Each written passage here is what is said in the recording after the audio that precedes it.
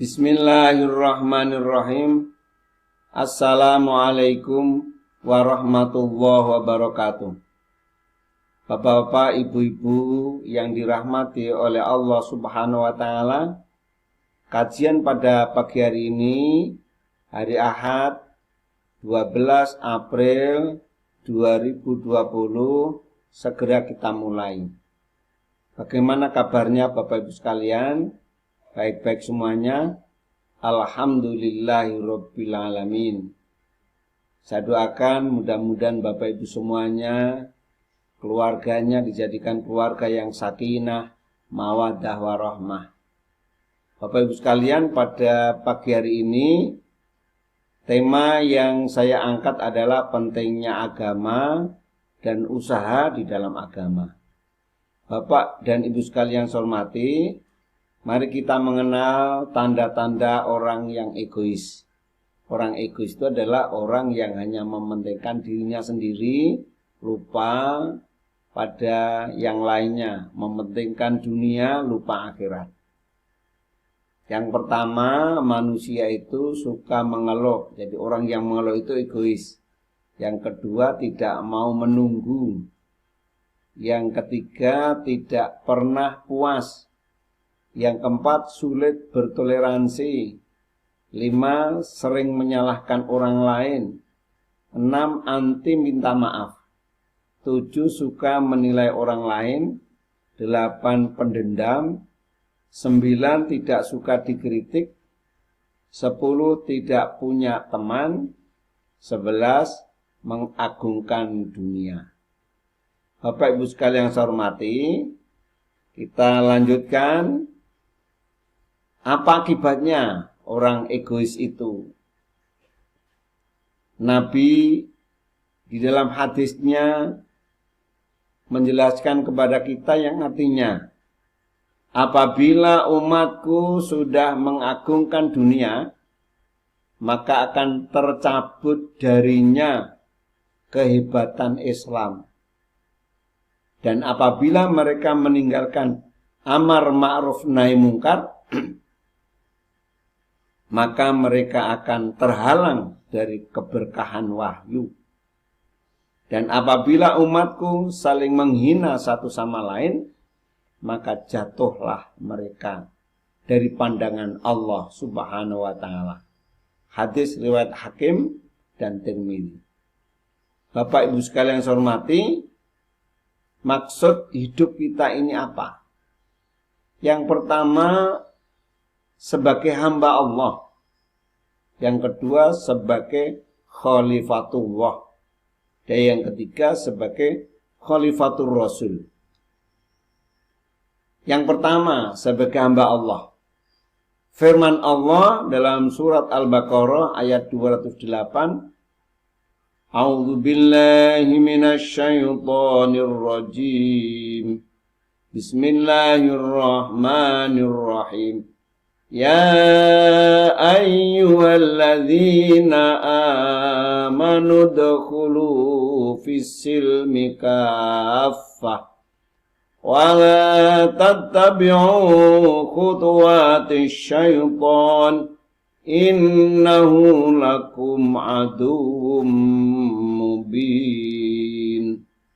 Hai orang-orang yang beriman, masuklah kamu ke dalam Islam secara keseluruhan. Dan janganlah kamu turut langkah-langkah syaitan. Sesungguhnya syaitan itu musuh yang nyata bagimu. Sebagai hamba Allah, Bapak dan Ibu sekalian, maka kita harus taat, tunduk, patuh, berdoa, memuji, mengharap, memohon kepada Allah Subhanahu wa taala. Mencari ridho Allah Subhanahu wa taala. Hidup kita ini insya Allah akan benar. Bapak Ibu sekalian saya hormati, firman yang lain dalam surat Dariyat ayat 56, A'udzu billahi minasyaitonir rajim. Wa ma khalaqtul jinna wal insa illa liya'budun. Dan aku tidak menciptakan jin dan manusia melainkan supaya mereka mengabdi kepadaku. Sebagai hamba Allah, taat, tunduk, dan patuh kepada kebenaran dan keadilan Allah subhanahu wa ta'ala atau ibadah. Bapak Ibu sekalian saya hormati, dua, sebagai khalifatullah. Firman Allah dalam surat Al-Baqarah ayat 30, A'udzubillahi minasyaitonirrajim. Bismillahirrahmanirrahim. Wa idh qala rabbuka lil malaikati inni ja'ilun fil ardi khalifah. Ingatlah ketika Tuhanmu berfirman kepada para malaikat, sesungguhnya aku hendak menjadikan seorang khalifah di muka bumi. Khalifatullah harus tanggung jawab terhadap diri sendiri dan alam lingkungannya.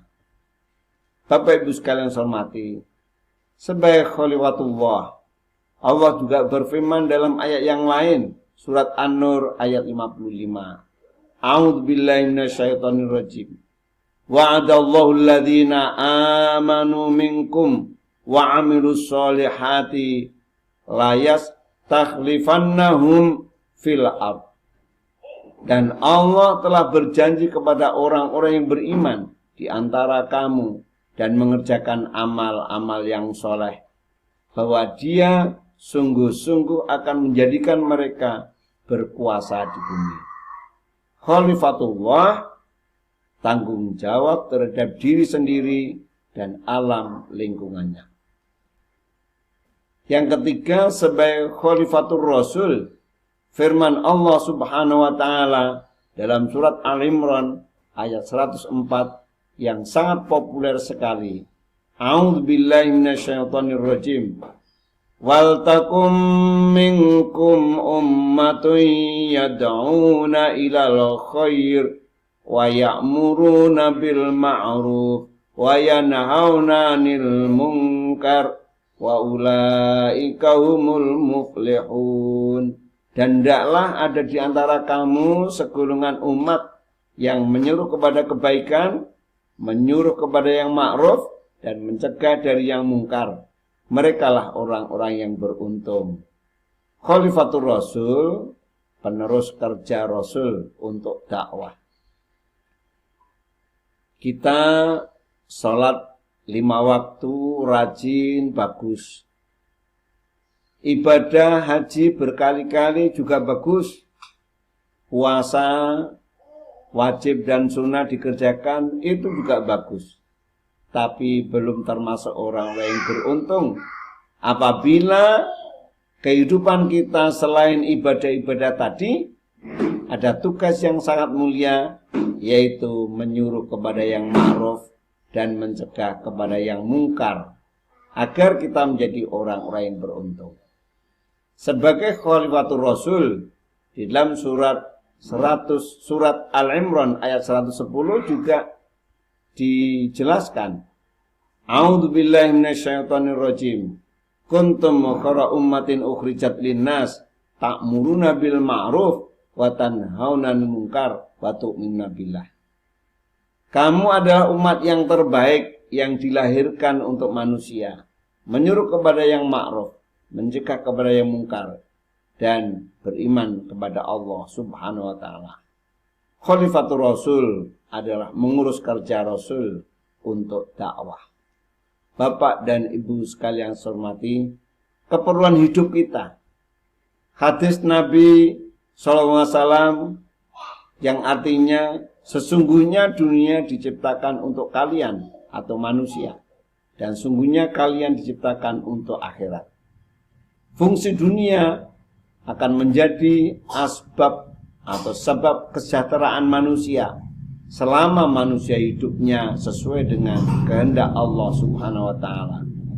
Namun apabila manusia hidupnya mulai menyimpang tidak untuk Allah subhanahu wa ta'ala, maka dunia ini berperan untuk mendidik, memberi pelajaran dan peringatan kepada manusia agar manusia kembali ke jalan Allah subhanahu wa ta'ala.